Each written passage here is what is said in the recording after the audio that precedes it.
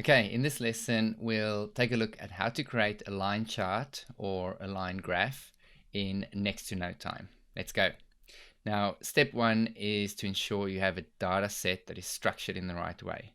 You have one column for your x-axis labels, and then you have one column for each data series that you want to plot on the y-axis. And then lastly, we need to ensure that there's a heading for each column. And that's it. The hard part is done.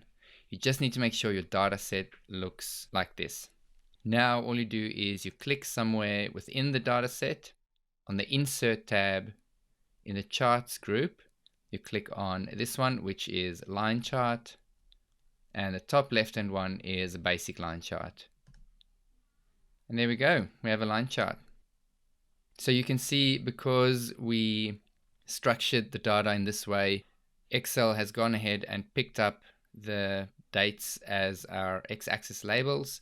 It's picked up income, expenses, profit. It's picked that up from the headings. And the only thing we need to do really is to add a chart title. So I'll click inside chart title, and up here in the title bar, I can just type in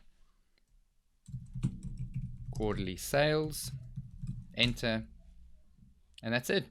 All right. I really hope you enjoyed this video and found it useful. If you did, please give it a thumbs up and consider subscribing. But make sure to hit the bell icon to get notified of any upcoming tips and tricks. One final thing, if you have any questions or you want me to focus on any other specific topics, just let me know in the comments. Thanks guys. See you next time.